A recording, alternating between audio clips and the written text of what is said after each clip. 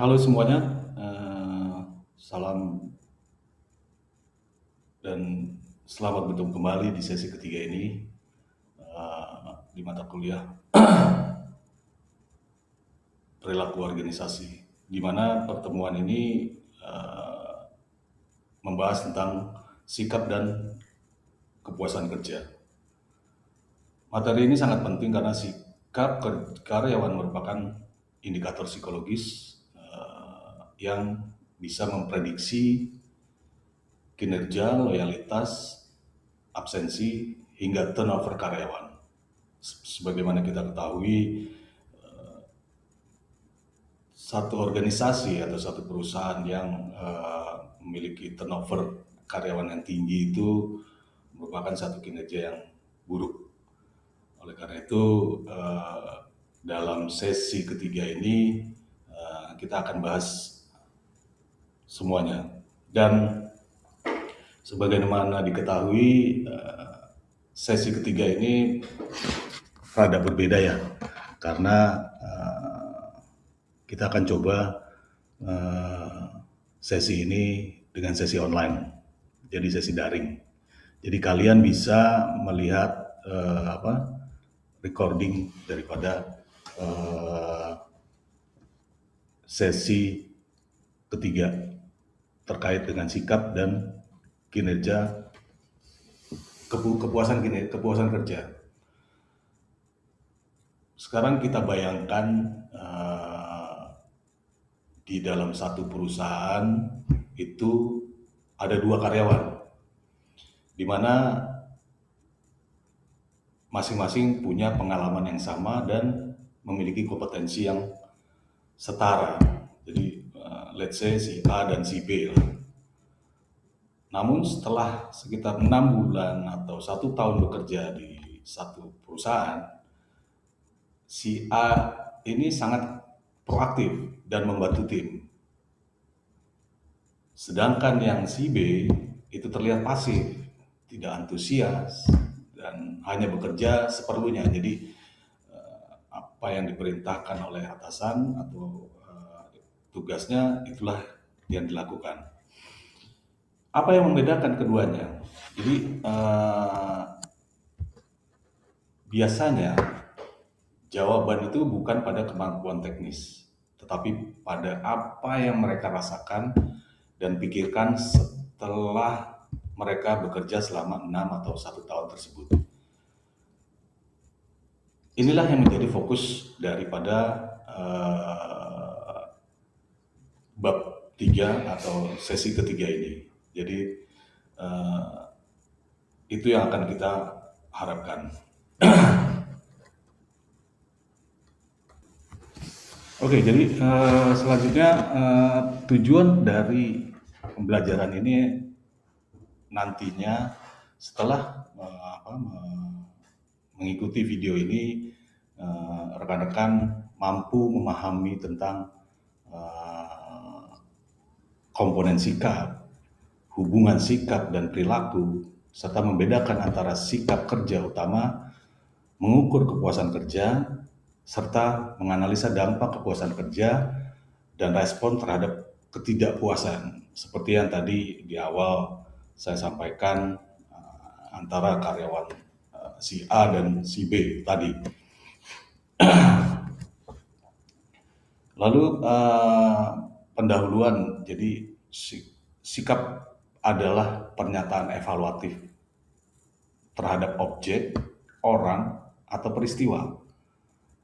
Bisa menyenangkan atau tidak menyenangkan.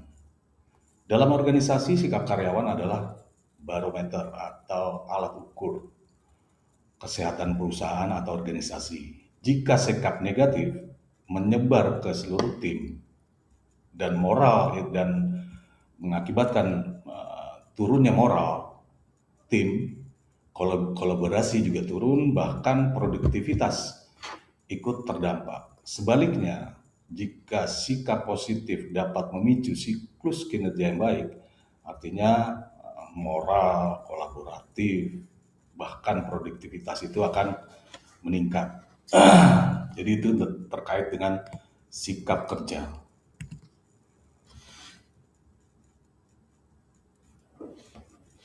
ini terkait dengan jadi apa sih ya, sikap itu merupakan satu alat ukur di mana ya itu tadi seperti penurunan apa semangat kerja dan lain-lain.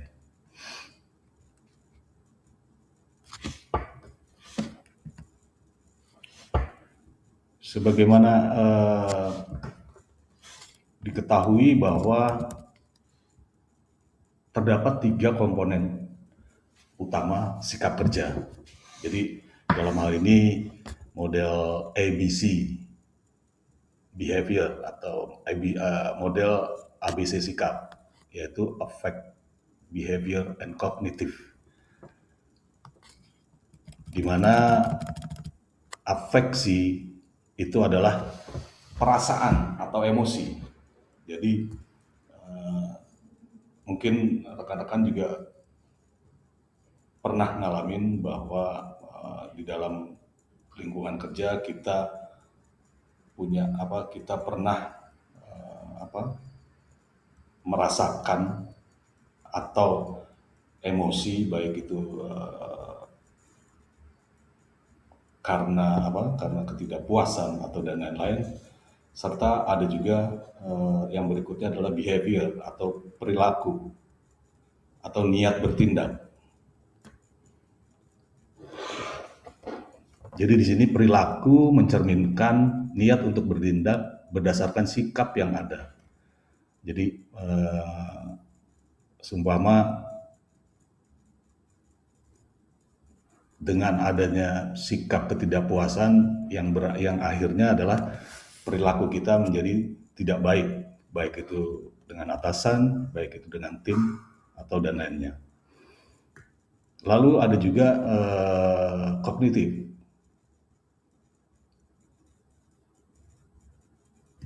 Jadi keyakinan atau pemikiran. Jadi kognitif adalah keyakinan atau opini yang dimiliki individu tentang pekerjaannya. Jadi kadang-kadang kan kita juga pernah untuk memikirkan seperti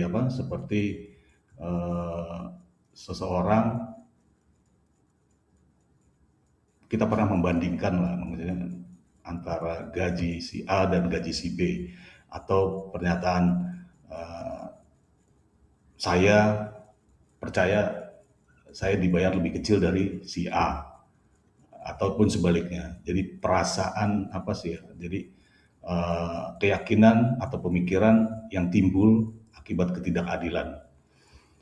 Lalu secara afeksi saya marah atau saya kecewa, dan akhirnya dengan kognitif dan afeksi itu terjadi, akhirnya saya berniat mencari kerja lain yang berharap memperoleh lebih atau minimal saya diberlakukan tidak adil. Jadi seperti itu. Jadi hal penting bahwa komponen perilaku itu dalam sikap bukan selalu tindakan nyata, melainkan kadang-kadang ada niat seseorang ingin resign, tapi belum resign karena faktor yaitu tadi faktor ekonomi atau pasar kerja yang kurang mendukung. Lalu jadi sikap bisa kuat, tetapi perilaku aktual bisa tertahan oleh situasi. Jadi kadang-kadang juga kita pernah kan merasakan bahwa gue mau resign nih, atau karena merasa diberlakukan tidak adil, coba untuk buka job DB atau laman-laman pekerja agensi dan lain sebagainya. Namun di lain pihak, dengan kondisi saat ini yang akhirnya niat itu tertahan. Jadi tidak semata-mata perilaku itu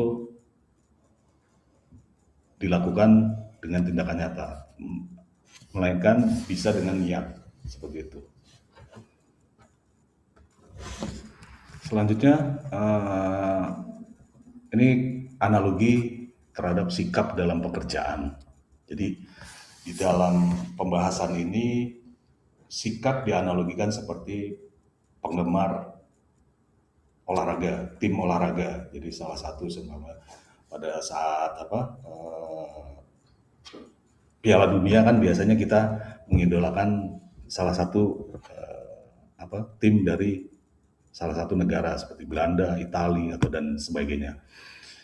Mereka punya keyakinan. Jadi fan ini atau penggemar ini punya keyakinan bahwa tim mereka hebat. Itu adalah salah satu aspek kognitif dan otomatis mereka merasa bangga. Nah, itu afeksi serta menunjukkan dukungan terhadap tim tersebut dengan yaitu tadi membeli shawl, membeli kaos, topi atau kemeja dan sebagainya. Itu adalah perilakunya. Jadi dari kognitif ke afeksi langsung ke tindakan atau perilaku. Jadi analogi ini membantu kita memahami bahwa sikap adalah sesuatu yang kompleks dan mempengaruhi tindakan nyata. Jadi sebelum perilaku itu didahului dengan kognitif dan afeksi. Jadi seperti itu. Oke, selanjutnya sikap kerja utama, di mana dalam organisasi itu tidak semua sikap dipelajari. Fokusnya dalam hal ini adalah yang berdampak langsung terhadap kinerja dan efektivitas di organisasi atau satu perusahaan. Di sini ada 3 sikap kerja utama. Dalam hal ini ada kepuasan kerja atau job satisfaction, keterlibatan kerja atau job involvement, serta ada komitmen organisasi atau organizational commitment, di mana kepuasan kerja adalah perasaan positif yang dimiliki karyawan terhadap pekerjaannya, berpengaruh langsung terhadap produktivitas dan efektivitas di organisasi. Jadi kan pernah juga kita merasakan bahwa jika sales terpenuhi atau target-target terpenuhi kan kita merasa bangga, atau di dalam kita diberikan tanggung jawab untuk melakukan satu program dan program itu berjalan dengan baik, otomatis kita akan merasa puas. Jadi itulah kepuasan kerja. Jadi perasaan positif. Jadi perasaan positif terhadap pekerjaan berdasarkan evaluasi karakteristik pekerjaan itu sendiri. Lalu yang berikutnya adalah keterlibatan kerja atau job involvement. Jadi keterlibatan kerja menggambarkan sejauh mana pekerjaan menjadi bagian dari identitas diri karyawan, mempengaruhi kebanggaan dan dedikasi terhadap tugas-tugas yang dihadapi. Jadi sebagai contoh, kan kita juga pernah mengalami di dalam menjalankan satu tugas itu dibentuk tim ad hoc, yaitu di beberapa tim, beberapa personal yang mana let's say kalian lah yang menjadi ketuanya, atau kalian di anggota kepanitiaan ad hoc tersebut. Nah, keterlibatan dalam setiap kegiatan di dalam menuju program tersebut, menyelesaikan program tersebut, itu merupakan satu satu identifikasi diri bahwa secara psikologis saya punya andil di dalam program tersebut, apalagi kalau program tersebut berjalan baik dan benar. Jadi orang yang job involvement tinggi menganggap kinerja kerja sebagai bagian dari harga diri. Jadi merupakan satu proud, kebanggaan lah ya, bahwa saya dibutuhkan di kelompok tersebut dan keterlibatan saya sangat tinggi. Itu contohnya, atau keterlibatan kalian dalam satu. Itu kan juga kita sering mengalami hal tersebut. Lalu ada juga tentang komitmen organisasional atau organizational commitment, di mana komitmen organisasional merupakan keterkaitan emosional karyawan terhadap organisasi atau personel di satu perusahaan terhadap perusahaan tersebut, sehingga meningkatkan loyalitas dan mendorong mereka untuk berkontribusi lebih baik dalam mencapai tujuan perusahaan. Dan ini pun juga sering kita temui atau kita alami. Jadi keterikatan atau hubungan antara karyawan dengan perusahaan atau personel dengan organisasi, jika itu sangat dekat dan akan meningkatkan loyalitas. Jadi kadang-kadang kan kita juga pernah berpikiran bahwa wah, ini perusahaan enak ya, jadi ini perusahaan bakal menjadi last resort saya atau last resort kalian, jadi kalian nggak akan pindah-pindah. Karena apa? Karena kalian sudah merasa nyaman, kalian banyak terlibat dalam beberapa program dan kepuasan di dalam melakukan pekerjaan itu juga tinggi, sehingga kalian mempunyai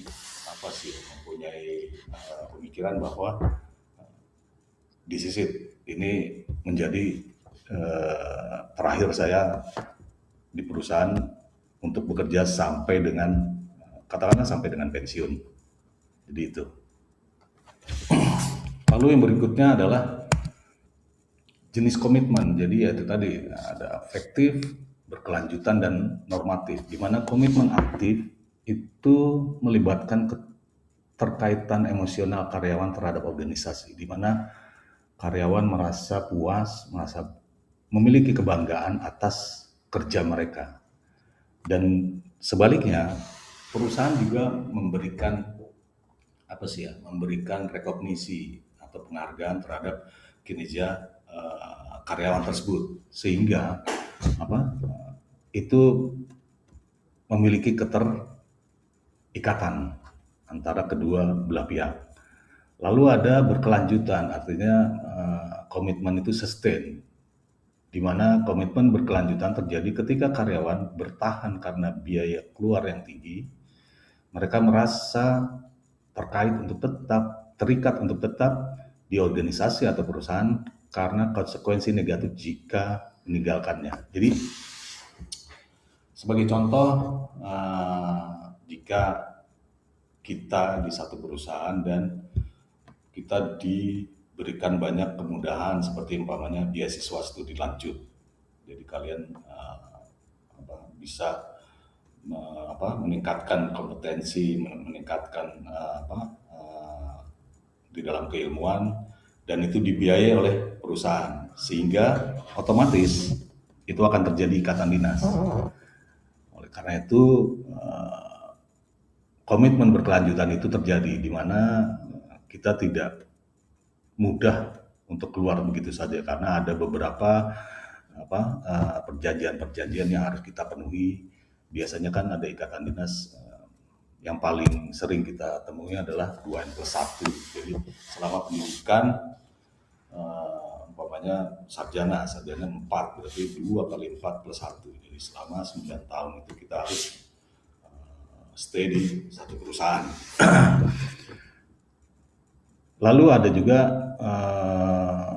komitmen normatif. Oh ya, kembali ke komitmen berkelanjutan. Manakala kalian memutuskan untuk pindah, dan itu ada konsekuensi biaya yang harus ditanggung. Oleh karena itu, komitmen untuk bertahan atau berkelanjutan itu dikarenakan biaya yang keluar terlalu besar. Jadi itu menjadi pertimbangan. Dan berikutnya adalah komitmen normatif, di mana bertahan karena merasa itu kewajiban moral. Jadi sudah sampai titik itu. Artinya bahwa komitmen normatif itu keterikatan yang muncul dari rasa kewajiban moral. Karyawan merasa terdorong untuk tetap karena mereka percaya dan harus setia kepada organisasi. Jadi eh, menariknya, seseorang itu bisa puas bekerja tapi tidak punya komitmen tinggi. Jadi misalkan dia nyaman bekerja tetapi punya peluang karir lebih besar di tempat lain. Jadi kadang-kadang istilahnya kalau kita sering mendengar itu adalah comfort zone. Jadi sudah merasa nyaman di satu bidang atau satu unit di dalam satu perusahaan atau di perusahaan itu tersebut. Karena ya itu tadi mungkin pengawasannya juga rendah, tidak terlalu diawasi atau waktunya lebih fleksibel. Jadi ini yang jenis komitmen ini yang banyak kita temui. Gitu. Jadi daripada gue pindah harus mengikuti peraturan yang baru dan lain sebagainya. Jadi lebih baik kita stay atau saya stay atau kalian stay hanya untuk bertahan. Jadi seperti itu. Selanjutnya adalah hubungan antara sikap dan perilaku, yaitu di sini kita coba untuk menggali keterikatan antara sikap dan perilaku, di mana hubungan antara sikap dan perilaku itu seringkali tidak langsung dipengaruhi oleh faktor seperti tekanan sosial, pengalaman nyata, serta ketidaksesuaian yang didefinisikan. Jadi ada beberapa teori, dalam hal ini teori disonansi kognitif. Jadi banyak orang mengira sikap langsung itu menentukan perilaku, namun beberapa penelitian itu menunjukkan hubungan sikap dan perilaku sering tidak selalu kuat.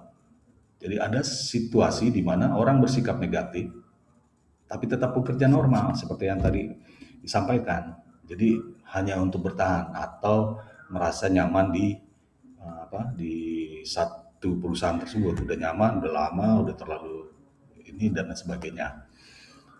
Tapi tetap bekerja normal dan bersikap positif, tapi tidak produktif. Jadi ya, dalam hal ini kalau bisa dibilang ya yang penting gue masuk jam 8 pulang jam 5 seperti itu. Dan itu hampir banyak lah kita temui di lembaga-lembaga pemerintahan gitu ya. Seperti itu. Jadi di sini teori disonansi kognitif itu salah satu konsep penting.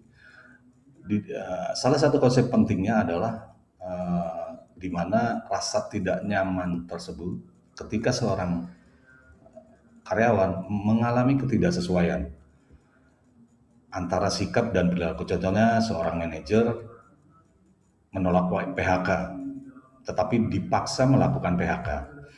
Ia akan mengalami tekanan psikologis, dan untuk mengurangi disonansi, ia bisa mengubah sikapnya, di mana dalam tanda kutip PHK ini perlu, dan merasionalisasi ini bukan keputusan saya, atau mencoba mengubah perilaku jika memungkinkan. Jadi kadang-kadang itu suka bertentangan dengan psikologis atau bertentangan dengan batin, di mana PHK itu harus dilakukan karena efisiensi atau dan lain sebagainya. Dan untuk mengurangi disonansi tersebut, itu tadi mengubah sikap. Jadi sang manajer itu berpikir bahwa ini PHK perlu nih untuk menyelamatkan perusahaan, atau merasionalisasikan. Jadi ini kan bukan kepentingan saya, ini kan bukan keputusan saya, ini kan keputusan pimpinan atau keputusan owner, atau mencoba mengubah perilaku jika memungkinkan. Jadi kadang-kadang suka ya kalau bisa dibilang kita coba abaikan atau lari dari kenyataan lah ya, seperti itu.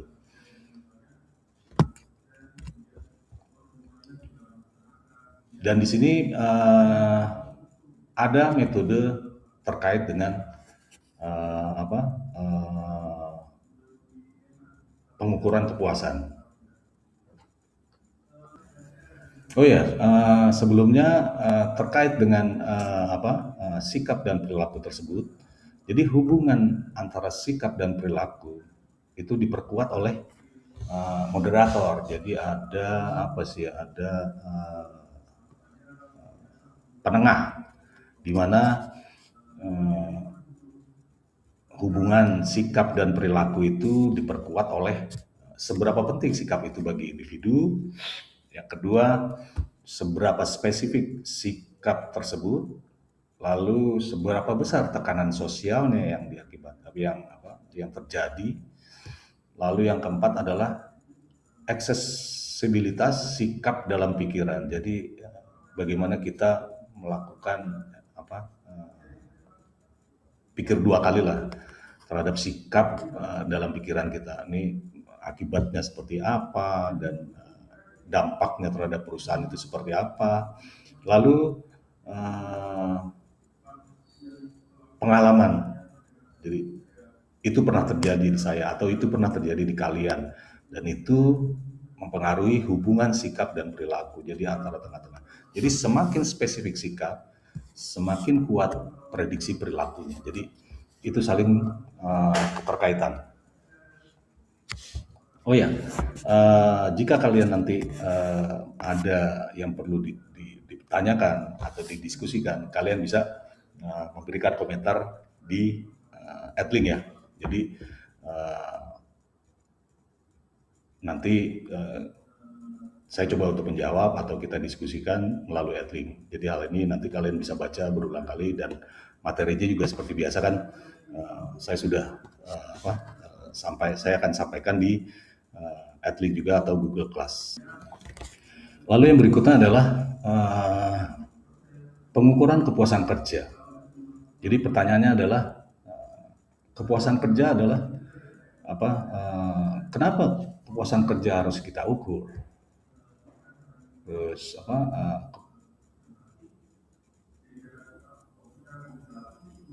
mengapa kepuasan kerja harus diukur? Jadi kepuasan, sebagaimana diketahui bahwa kepuasan kerja itu merupakan indikator penting di organisasi atau perusahaan. Jika manajemen hanya mengandalkan rumor atau informasi atau katanya atau gosipnya dan sebagainya, atau kesan dari pribadi seseorang atau rekan kerja, maka hasilnya itu akan bias. Jadi nggak sesuai atau kadang-kadang tidak sesuai dengan apa yang disampaikan dengan apa yang di lapangan gitu. Karena itu organisasi atau perusahaan itu butuh alat ukur yang sistematis. Jadi di sini ada dua metode. Jadi ada metode pertama itu metode single global rating, di mana yang paling sederhana adalah karyawan diberi satu pertanyaan seperti secara keseluruhan seberapa puas Anda dalam pekerjaan Anda, atau menurut Anda bagaimana Anda bekerja, Anda menjalankan tugas di dalam satu organisasi atau perusahaan. Itu yang paling sederhana. Jadi single global rating itu penilaian global tunggal. Jadi hanya yang paling sederhana ya satu pertanyaan. Seperti yang sebelumnya saya sampaikan kan, di dalam di luar negeri itu saya nggak pernah ngalamin yang namanya psikotes dalam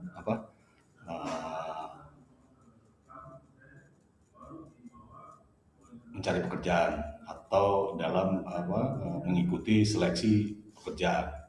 Mostly itu kebanyakan interview, jadi diskusi. Nah inilah salah satunya adalah metode single global rating. Jadi sangat sederhana. Jadi ya pertanyaan-pertanyaan yang sifatnya simple, yang sifatnya personal atau yang sifatnya universal. Jadi secara keseluruhan. Jadi contohnya di sini adalah secara keseluruhan seberapa puas Anda dengan pekerjaan. Nah itu akan penjelasan-penjelasan itu akan menjadi satu ukuran bagi organisasi atau perusahaan di dalam mengukur kepuasan kerja. Jadi metode penilaian global tunggal ini bisa sangat murah, cepat, dan valid untuk survei besar. Jadi itu bisa dilakukan oleh satu perusahaan kepada, let's say karyawannya 500 gitu. Dan itu akan menjadi satu ukuran yang cepat. Karena apa? Karena hanya membutuhkan satu pertanyaan yang simpel dan murah. Kita tinggal kirim Google Form, dan pertanyaan itu hasil itu akan muncul dan bisa diolah serta valid.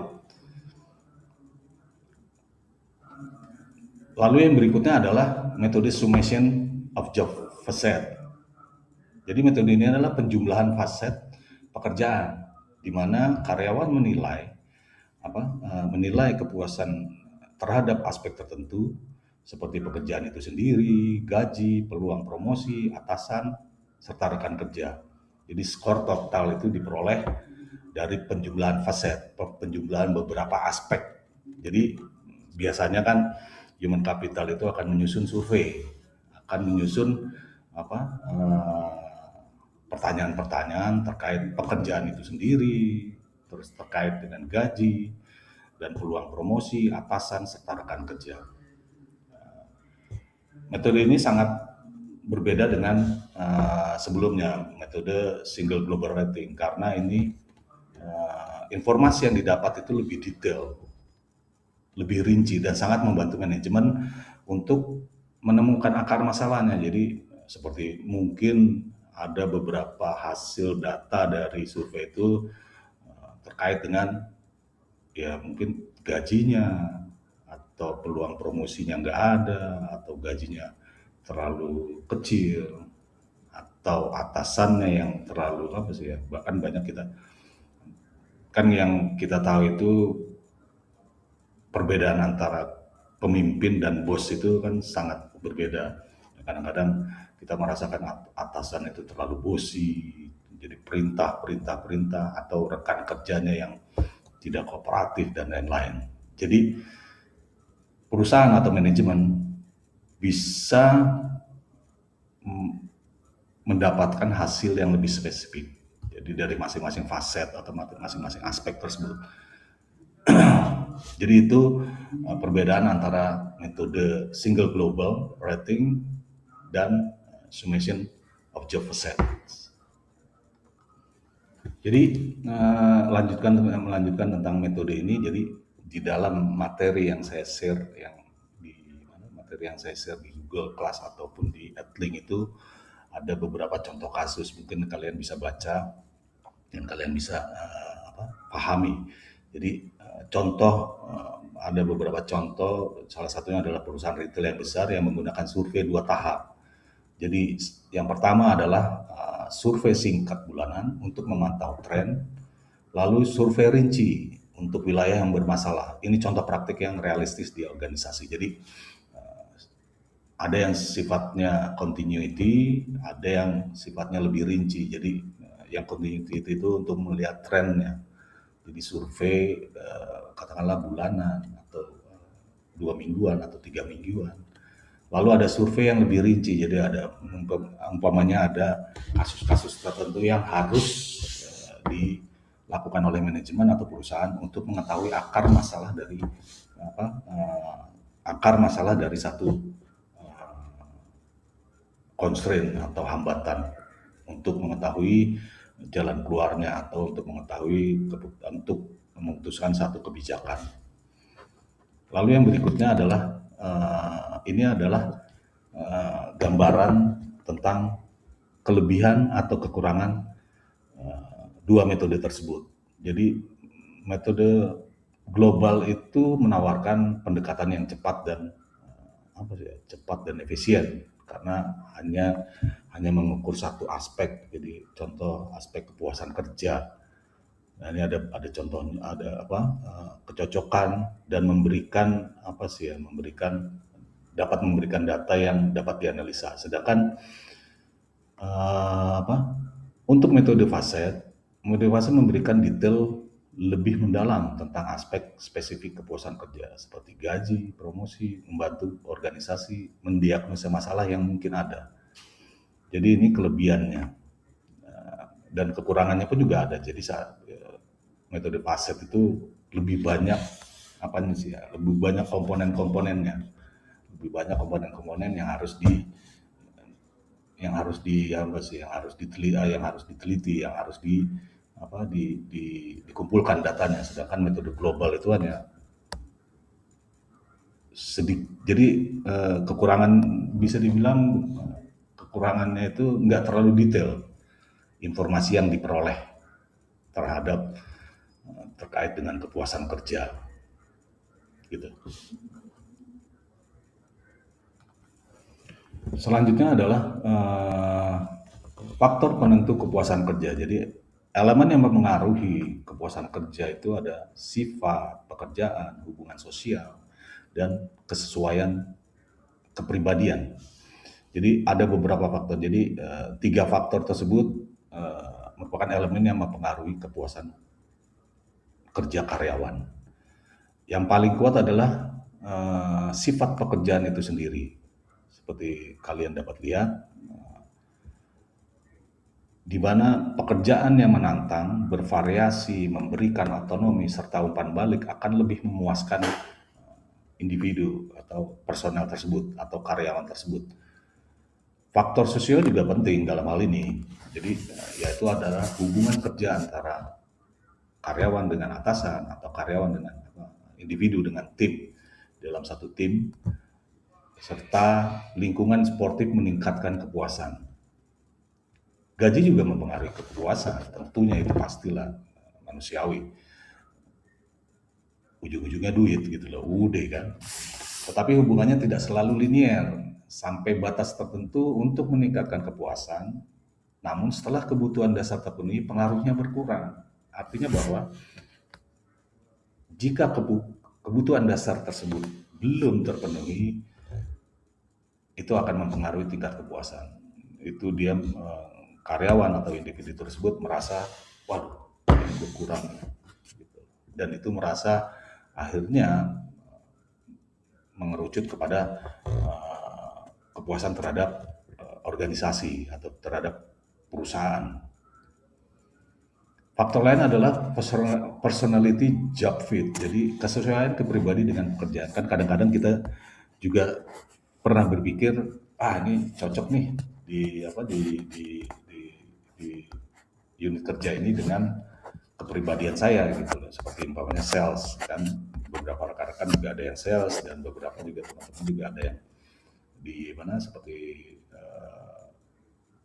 di pengadaan, terus di customer service relation, atau contoh yang di kafe, di barista, itu merasa bahwa ini cocok nih gue kerja sebagai barista karena ya mungkin hobinya barista atau sales marketing ya, karena hobinya jualan dan lain-lain, dan begitu masuk ke dalam unit kerja sales, individu tersebut merasa cocok terhadap pekerjaan kepribadian dengan pekerjaan tersebut. Oleh karena itu akan mempengaruhi kepuasan kerja. Jadi seperti itu.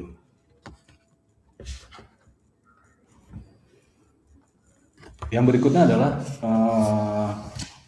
perbedaan budaya, di mana pengaruh nilai terhadap kepuasan kerja, seperti contoh negara barat itu cenderung mementingkan nilai individualistik, sehingga meningkatkan kepuasan kerja pada aspek pribadi, jadi bukan aspek tim atau aspek organisasional.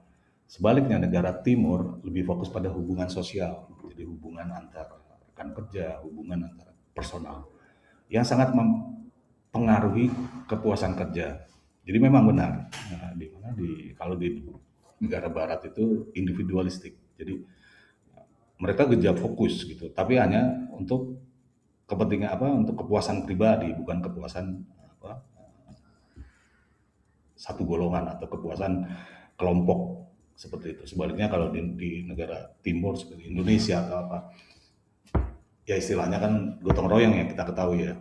Semakin itu bisa lebih lebih kolaboratif, nah itu mempengaruhi kepuasan kerja. Jadi seperti itu. Jadi masing-masing negara atau masing-masing itu dipengaruhi oleh budaya. Jadi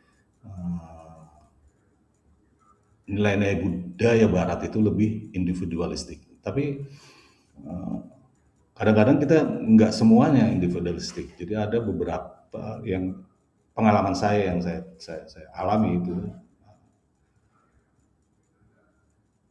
nggak juga semuanya individualistik. Contohnya waktu saya pernah kerja di McDonald, itu kan McDonald itu harus kerja tim ya. Jadi antara antara serve order sampai dengan order itu sampai ke customer itu semuanya dilakukan oleh tim.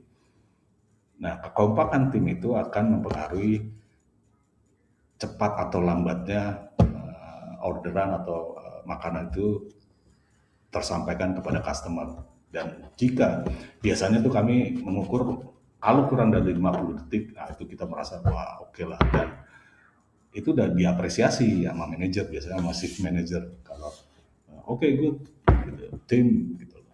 Jadi nggak semuanya dalam hal ini negara barat itu individualistik. Ada juga yang sifatnya community komunal, jadi kelompok gitu. Lalu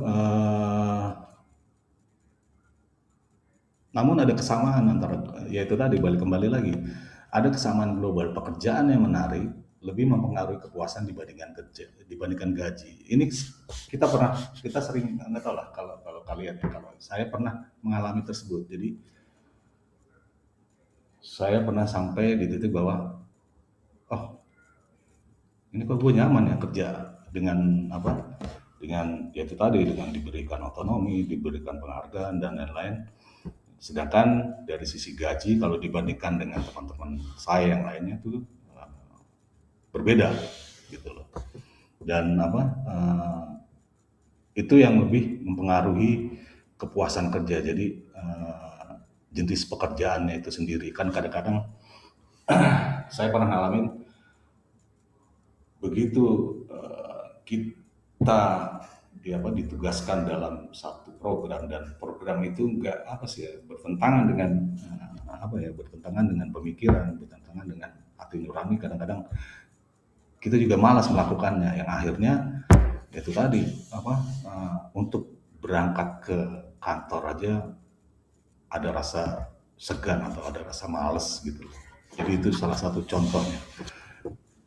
Dan seperti kembali lagi yang banyak kita temui yang di budaya kolektivitas, harmoni sosial dengan rekan kerja sering menjadi faktor dominan. Jadi ya itu tadi, kerja kelompok dan merasa nyaman dengan kelompoknya itu menjadi satu faktor dominan di dalam kepuasan kerja.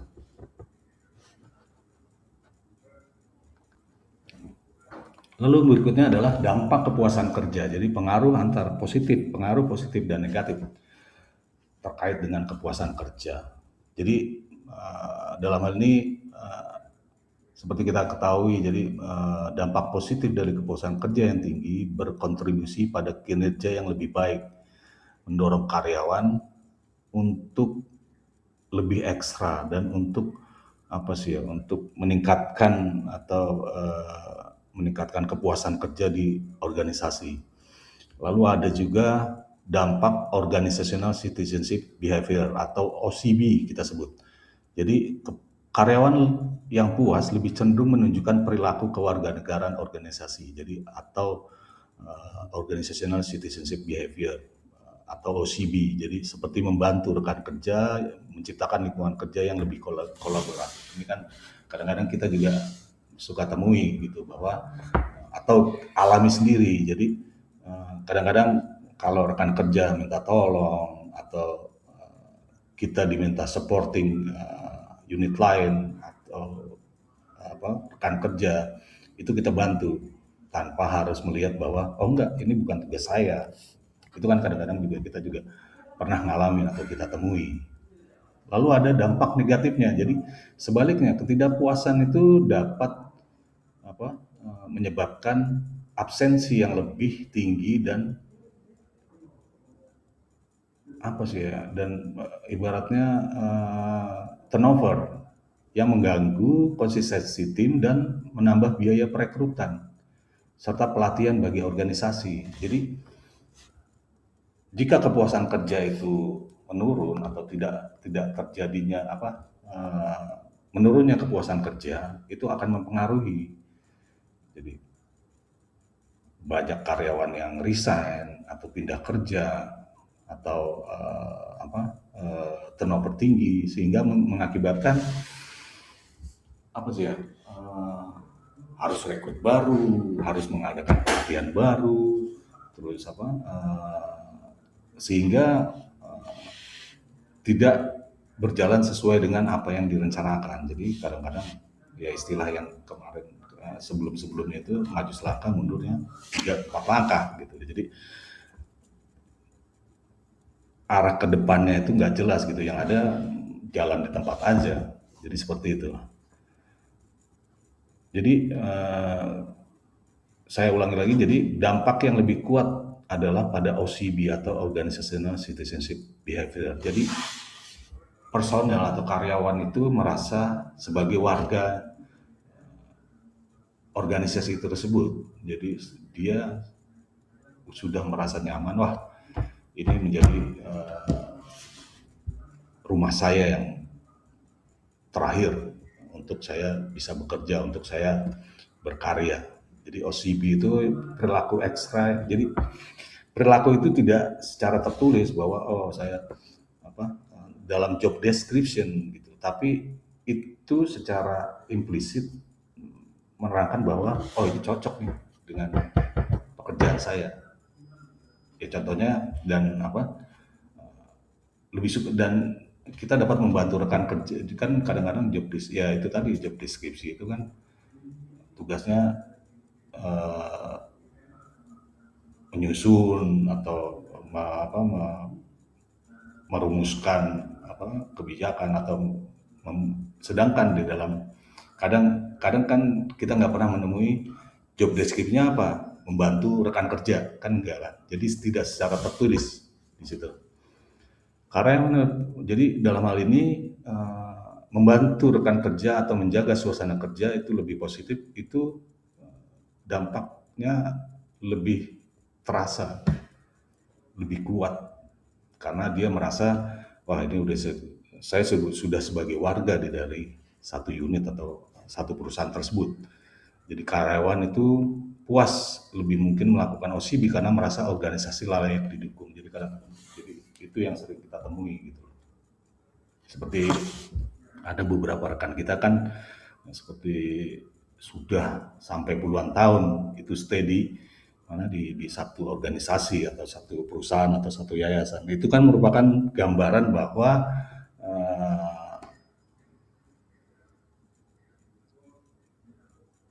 itu terjadi kepuasan kerja yang tinggi terhadap individu. Itu contohnya seperti itu. Selain itu, dampak kepuasan kerja itu juga berdampak pada pelanggan atau customer kita, khususnya di sektor jasa atau pelayanan. Seperti ada beberapa juga kan rekan kita yang bekerja di rumah sakit. Jadi itu merupakan sektor jasa. Jadi karyawan yang puas cenderung lebih ramah dan meningkatkan loyalitas pelanggan. Jadi kadang-kadang kan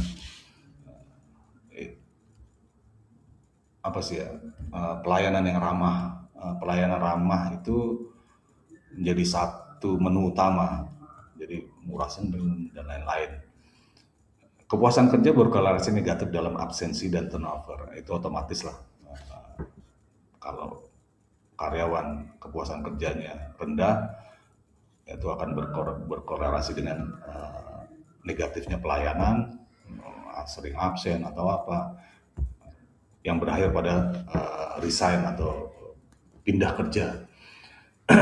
Jadi contohnya dalam hal ini karyawan yang tidak puas lebih sering absen dan lebih mungkin resign. Ini menjadi kerugian besar bagi organisasi atau perusahaan. Karena itu tadi harus lakukan rekrutmen, harus melatih ulang dan sebagainya. Yang berikutnya adalah ini tentang OCB. Jadi tadi secara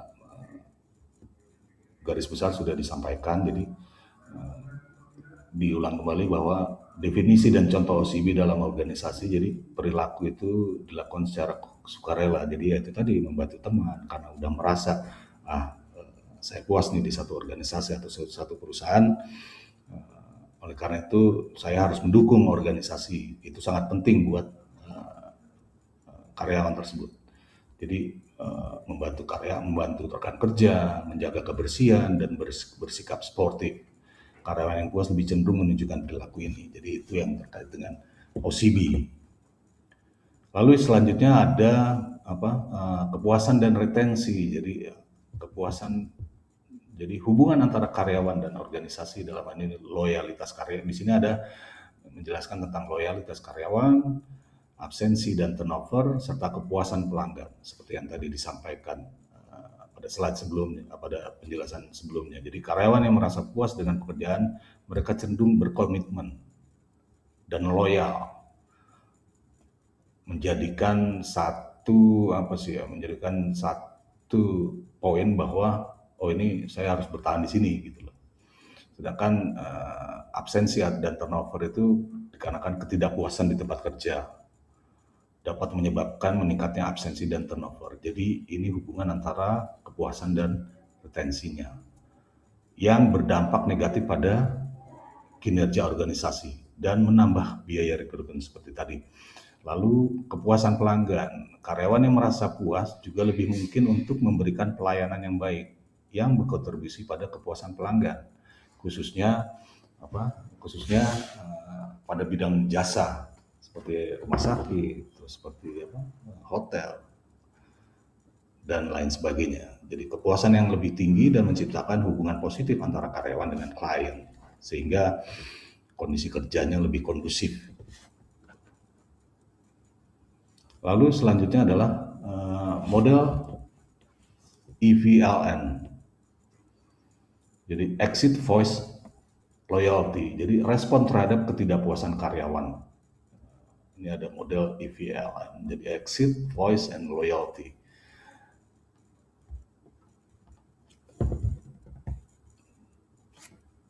Dan atau bahkan neglected. Jadi I-nya itu exit, V-nya itu voice, L-nya itu loyalty, N-nya itu neglected. Jadi dalam hal ini exit itu karyawan yang memilih untuk keluar dari organisasi itu mengambil langkah drastis sebagai respon atas ketidakpuasan, menunjukkan bahwa saya ini kecewa lah atau saya ini tidak puas. Jadi dia udah langsung resign atau keluar. Ada juga melalui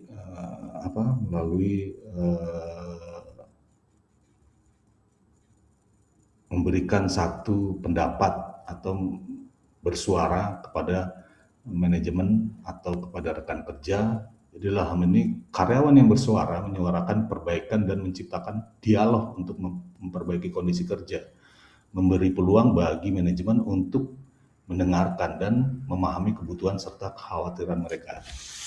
Ini contohnya, saya sering melakukan dialog dengan rekan kerja atau atasan, yang mana saya banyak menyampaikan kendala-kendala sebab akibat yang akan ditimbulkan jika kebijakan ini dilakukan atau kebijakan ini diimplementasikan, sehingga itu menjadi satu alasan supaya manajemen itu bisa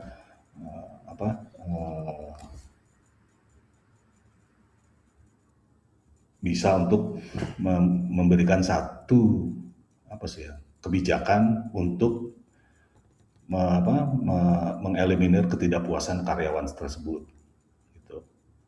Lalu ada loyalty, jadi karyawan yang menunjukkan loyalitas atau dalam hal ini loyal itu kan setia lah ya, tetap bertahan dengan harapan situasi akan membaik meskipun mereka tidak puas berkontribusi pada stabilitas organisasi dalam jangka pendek. Jadi itu tadi, kondisi di luar seperti ini dan kondisi di dalam internal juga seperti ini, ya daripada kehilangan pendapatan, ya udah sebaiknya gue stay aja dulu lah dengan harapan atau sebaiknya stay dulu lah dengan harapan kondisinya akan membaik ke depannya. Lalu ada juga yang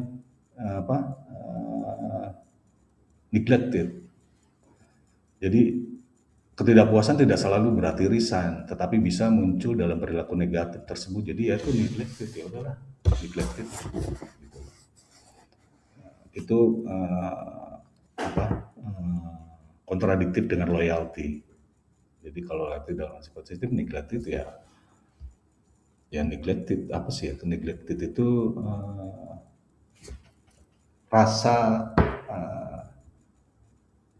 ya sudah sampai titik bahwa rasa tidak memilikinya itu banyak gitu loh, besar gitu terhadap perusahaan. Ya udahlah, yang penting gue masuk jam 8, pulang jam 5, tanggal 29 atau tanggal 30 gajian atau tanggal 1 gajian. Seperti itu. Yang berikutnya adalah ini tentang studi kasus penurunan kepuasan kerja. Jadi dalam ini studi kasusnya adalah PT Metal Perkasa, ya let's say satu nama perusahaan lah ya. Jadi perusahaan manufacturer otomotif jadi yang stabil selama 20 tahun. Jadi perusahaan itu diakuisisi oleh konglomerat asing lah katakanlah. Dan setelah akuisisi itu terjadi perubahan manajemen.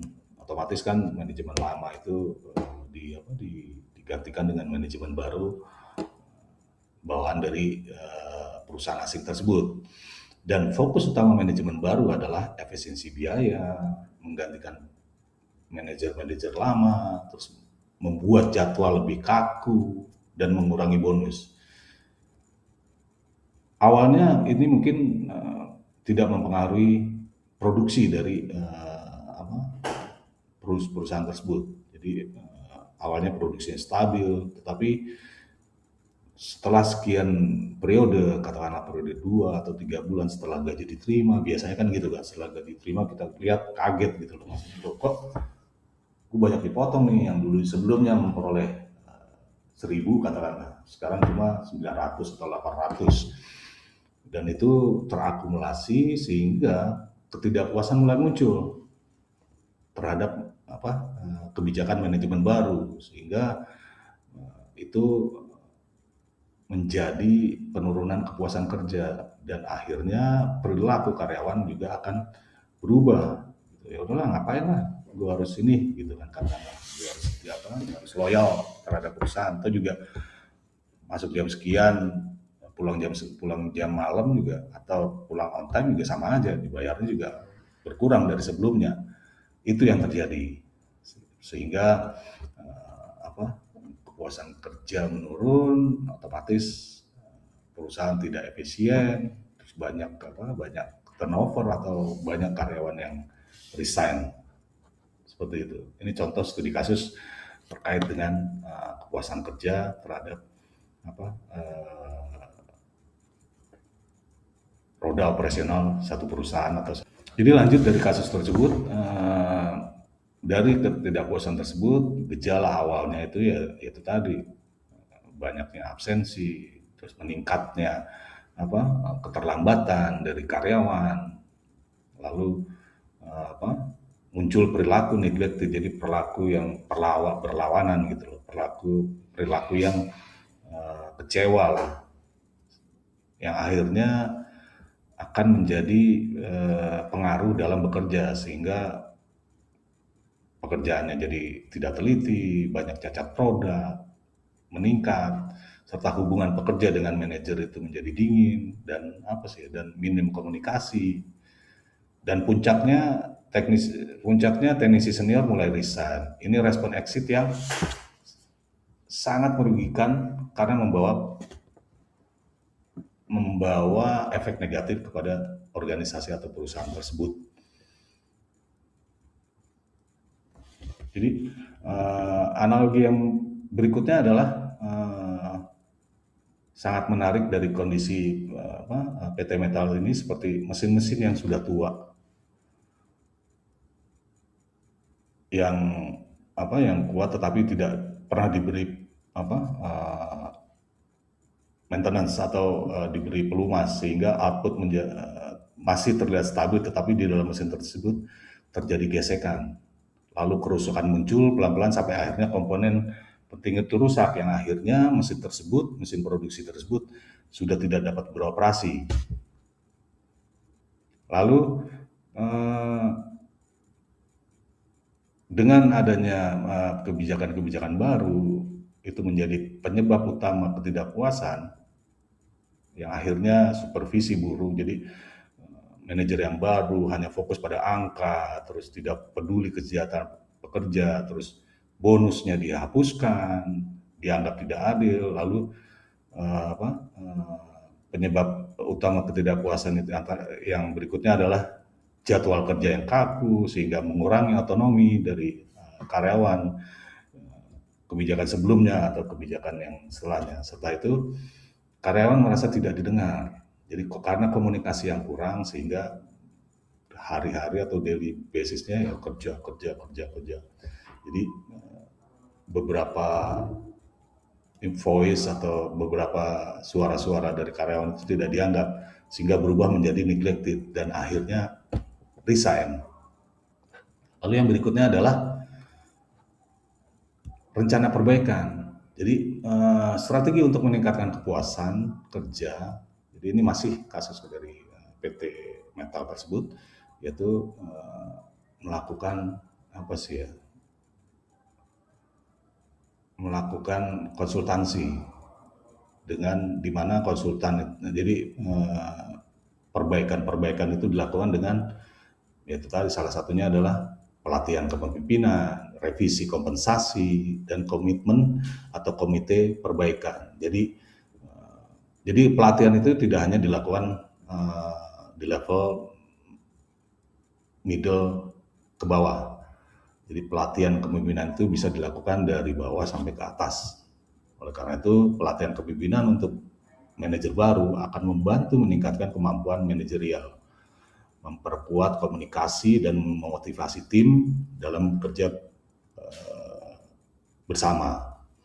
Lalu revisi kompensasi, jadi yang tadinya bonusnya dihapus terus dikembalikan dan mungkin gajinya dinaikkan. Jadi revisi sistem kompensasi dengan memasukkan bonus tim dan profit sharing akan meningkatkan motivasi karyawan dan menciptakan keterikatan yang lebih kuat terhadap organisasi. Jadi itu yang dilakukan oleh manajemen baru PT Metal tersebut. Lalu ada juga komite perbaikan. Jadi pembentukan komite perbaikan berkelanjutan sebagai saluran suara. Jadi merupakan moda alat komunikasi antara bawahan dengan manajer. Sehingga saluran suara akan memberikan kesempatan bagi karyawan untuk menyampaikan masukan konstruktif dan terlibat dalam pengambilan keputusan yang berdampak pada mereka. Jadi karyawan merasa didengar. Jadi suara-suara mereka ditanggapi sehingga berubah menjadi rekognisi, dan itu akan meningkatkan kepuasan karyawan. Jadi selain itu juga mengadakan program-program penghargaan yang sifatnya non finansial seperti lomba, seperti gathering dan lain-lain.